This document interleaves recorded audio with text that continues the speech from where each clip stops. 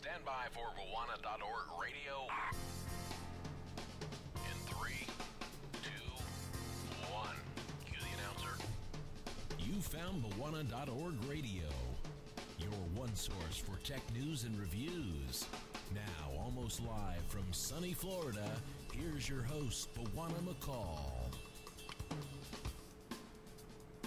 Greetings, folks, and welcome to episode 212 of Bwana.org radio. We got a great show lined up for you. Got 10, count them, 10, 9, 8, 7, 6, 5, 4, we got 10 bookmarks to talk about tonight, all about tech gaming and all kinds of technology gaming and all kinds of technology and gaming. It's pretty much all I talk about. It's technology, inclusive of gaming. Today was a pretty fun day. I was kind of surprised by the folks over at Valve. They dropped a bomb. They were like, okay, we're going to give away our game for $2.50. What game is that, you ask? That's Team Fortress 2. For a short period, I think it was like a 3 or 4 hour period, Team Fortress 2 was available for $2.50. I was like, oh my goodness. So I went on my stream and I played it a little while. Say, hey guys, you can get this game for $2.50, $2.50. It was a great deal. So I was happy that they did that. They're promoting some Halloween patch that they're doing, which I don't really care about. But I did care about the $2.50 because that's a pretty good price, man. So kudos to Valve for doing it. I love when they do their sales. I always tell people, don't buy if you can wait, don't buy Team Fortress 2 yet. Wait for Valve to have one of their weekend or special sales. Usually they're like $10. This time they just went nuts. They're like, okay, $2.50. We're just practically giving it away. You're just paying for the tax.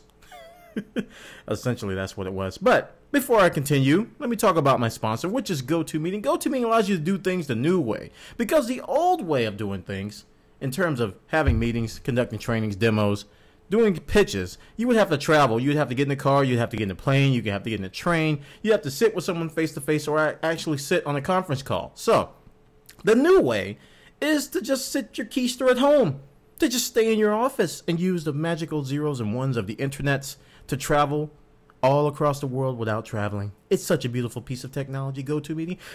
GoToMeeting allows you to share your desktop. They see exactly what you see. So if you want to do a PowerPoint presentation, you want to do a product demonstration, you want to do a pitch, you just want to communicate and have visual aid that you can have control over, you can use GoToMeeting because your clients see exactly what you see. You got great tools like pointers, highlighters, pen tools, anything to just make it seem like you're actually there, actually pointing at something, actually highlighting something. And there's actually voice over IP chat. I'm sorry, I keep hitting the mic. Voice over IP chat and other tools to make it more personal. So if you want to give this a try, go to gotomeeting.com/techpodcast. You can get a free 30-day trial. That's gotomeeting.com/techpodcast. We got a great show lined up for episode 212 of Bwana.org radio.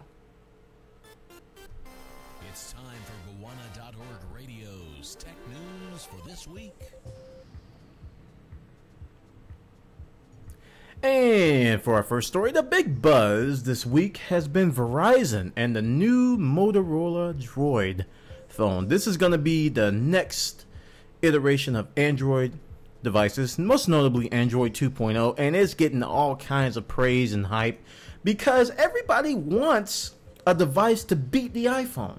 I mean, it's just natural to root for the underdog. If somebody's on top, you want the underdog to take them down. So that's what this is. This is the next contender. Palm Pre was the previous one. Get it? Palm Pre, previous. I made it funny.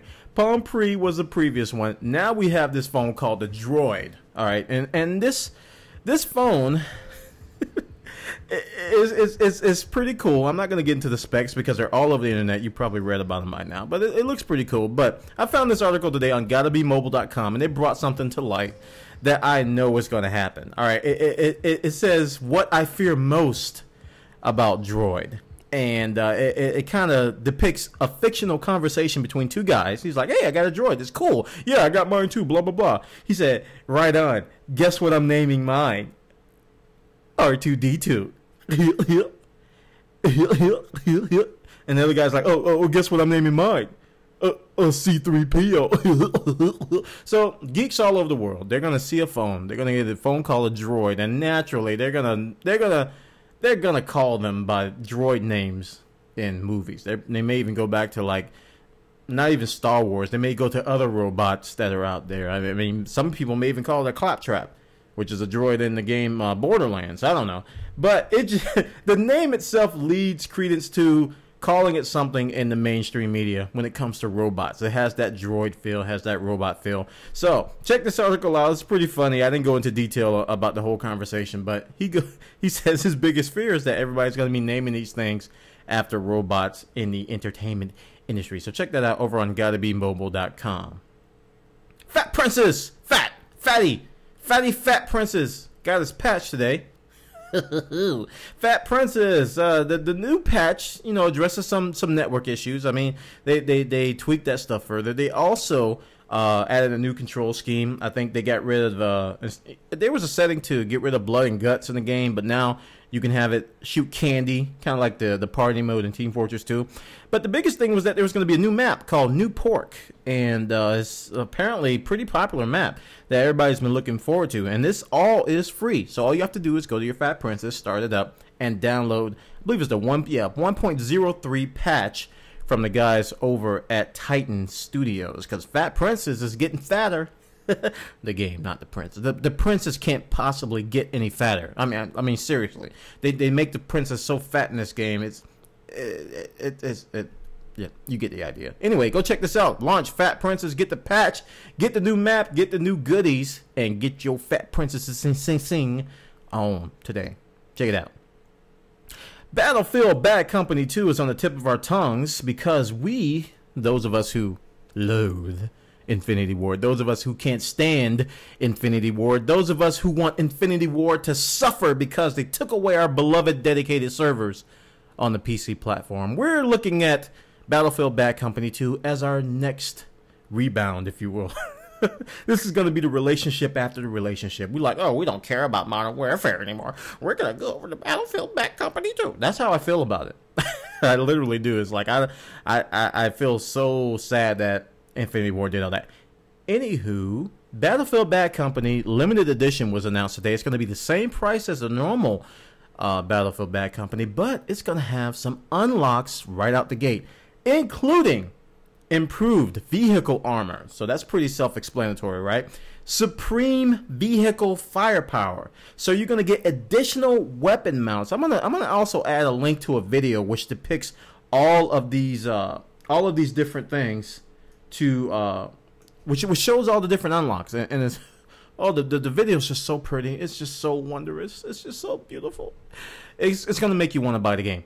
Next one, vehicle motion sensor. This will locate enemy units in proximity to a vehicle. Very, very cool. And my favorite that everybody's gonna like, and it was in the first one we were talking about in the chat room, the Tracer Dart pistol. It will attach any vehicle, it will attach to any vehicle to track, lock on, and fire rockets onto moving targets. Those of you who played the first Bad Company should be familiar with this. So, there's some other two unlocks which are related to Battlefield 1943 that will give soldiers an M1A1 submachine gun and an M1911 pistol. So, this limited edition is going to be available right out the gate. It's going to be I think it's just going to be a special version that's going to be out for a while, and after that time period ends, you won't be able to get the limited edition anymore. Now, we were debating this in the chat room whether regular people are going to get these unlocks or not. I'm not sure. I don't think we're hoping that they're not limited to just the limited edition owners. Hopefully, regular people will get this stuff too, because that would just be ugly, So let's hope EA DICE does the right thing with these unlocks and gives them to everybody eventually, but the limited edition people gets them immediately. So check this out. This one's over on joystick.com. They got the details, and I'm also going to include the link to the video so you guys can check it out in action. You're listening to Bwana.org Radio, a potpourri of tech news and reviews.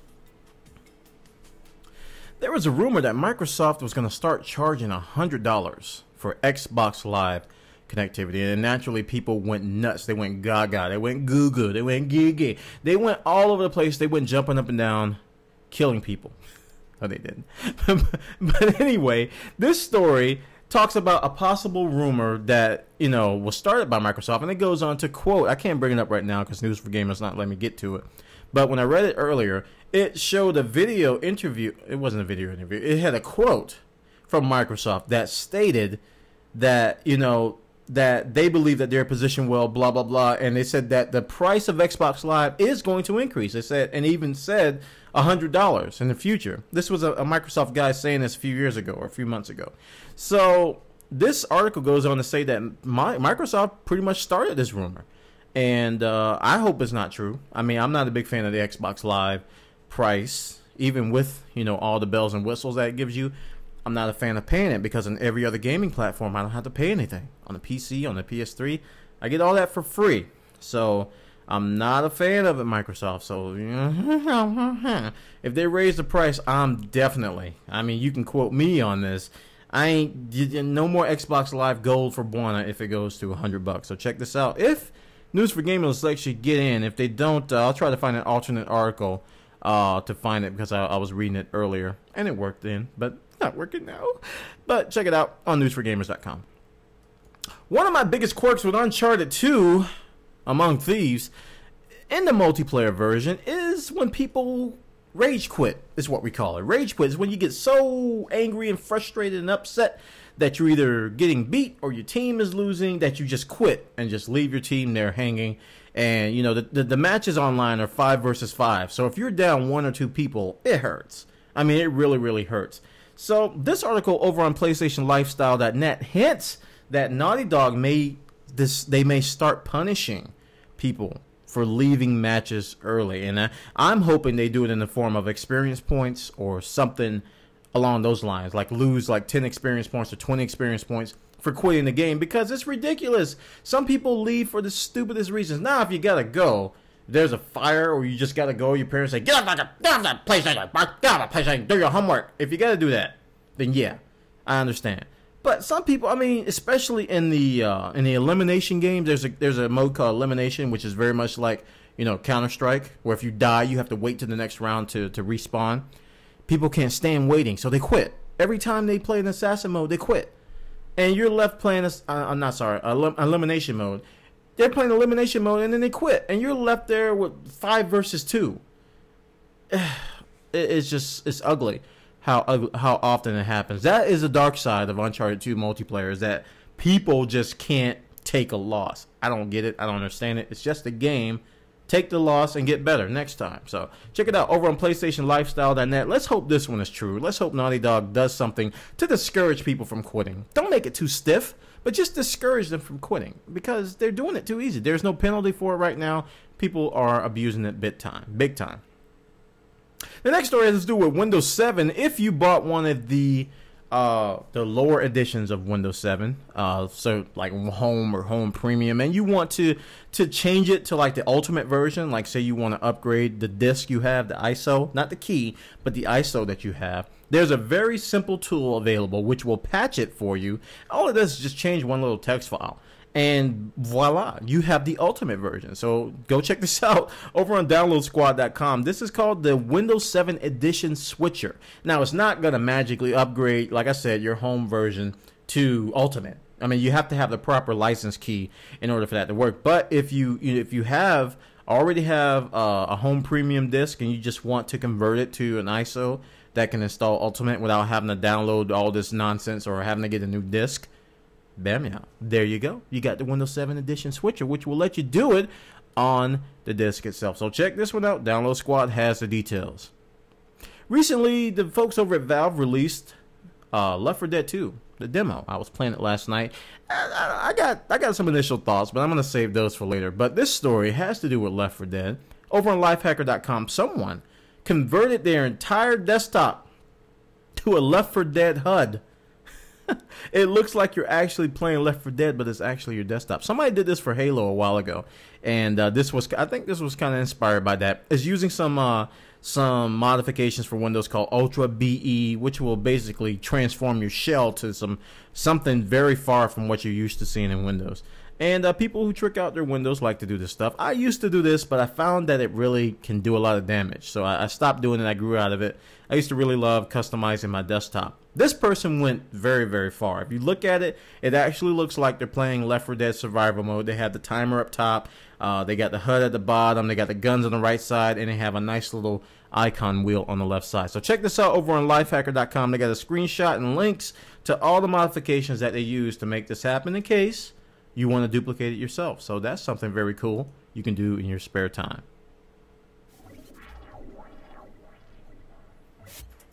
You found Bwana.org Radio.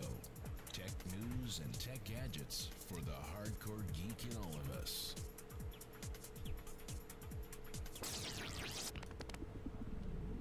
Often when I create my videos on YouTube and on Bwana.tv, I use a screencast software. I use screencast software to either follow my mouse or capture the entire desktop and put my picture on there as I'm talking about the software.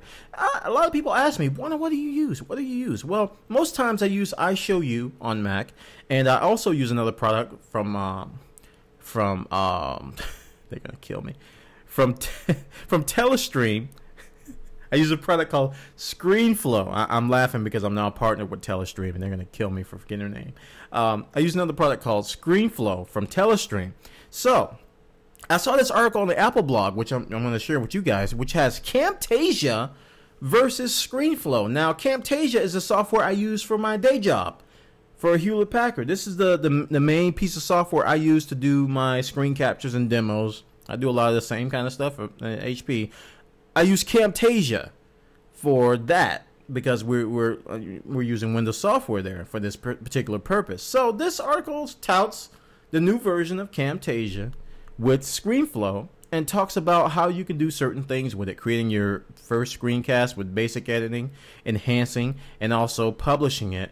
And basically it gives you a comparison on how to use both. So if you're curious as to which one you want to use, if you want to create screencasts or you're into creating screencasts, this is a great article to get some research material from. This is over on the Apple blog, Camtasia versus ScreenFlow. Check it out over there. My main Twitter client, Brizzly, got a new feature the other day. It added Facebook support. Now, I'm a big fan of Brizzly.com. You can go there at BRIZZLY.com. It takes Twitter and it makes it accessible. All right.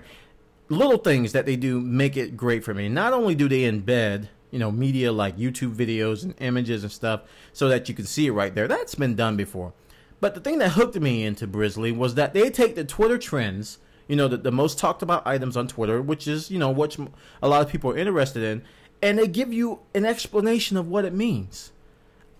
That little thing hooked me into Brizzly because if you go to Twitter's search right now and you look at the trends, they're usually covered in spam.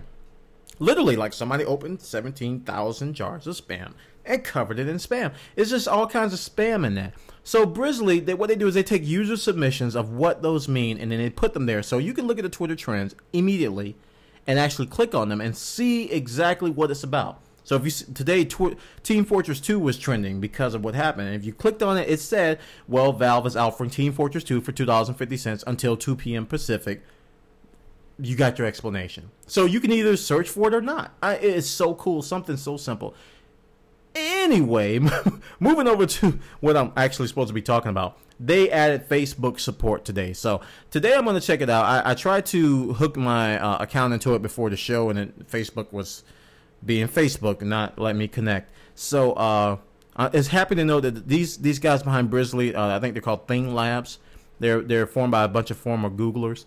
And they know what they're doing. I really like the software they're doing. So if you're into Twitter and Facebook and you want another web client to try, give Brizzly a try. If you need an invite, there's a bunch on the web. I think I have a couple left, so I can give those out as well. Check it out. This one's over on TechCrunch.com and has all the details. And finally, if you're into the PS3 game God of War 3, if you're anticipating that, you'll be happy to know that the God of War 3 demo will be included in the District 9 Blu-ray.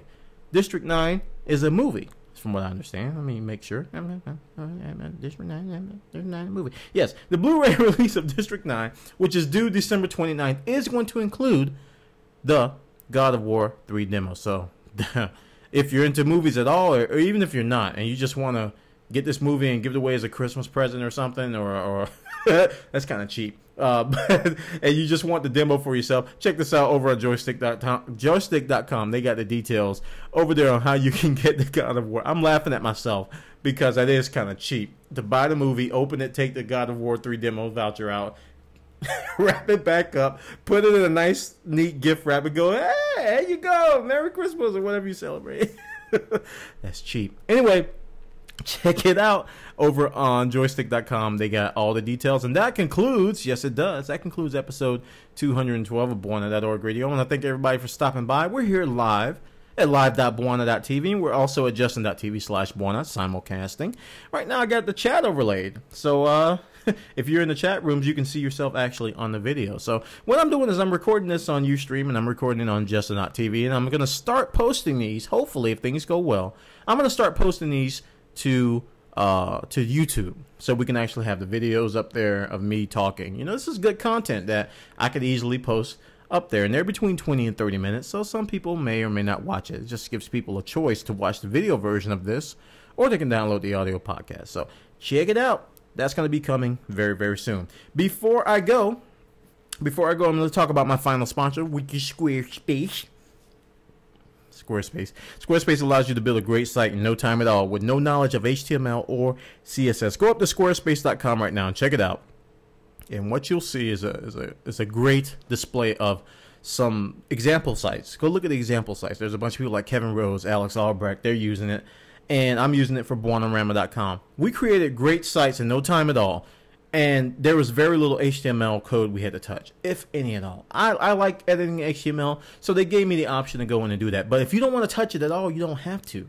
I mean, you can rearrange, use all the different templates that are there.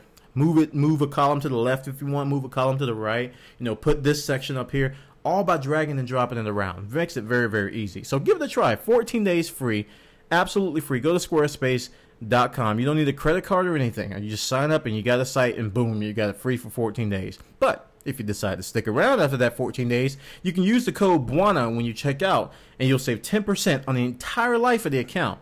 That's not just when you sign up. That's the entire time you have the account. You're saving 10% off the price. So it's a great deal over at squarespace.com. So support Bwana.org Radio by supporting our sponsors. That concludes episode 212 of Bwana.org Radio. And I will see you all next time. Bye.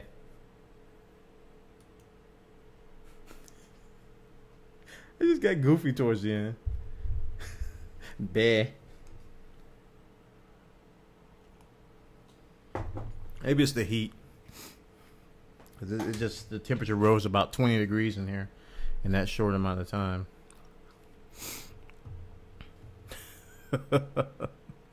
Oh, let me stop the recording.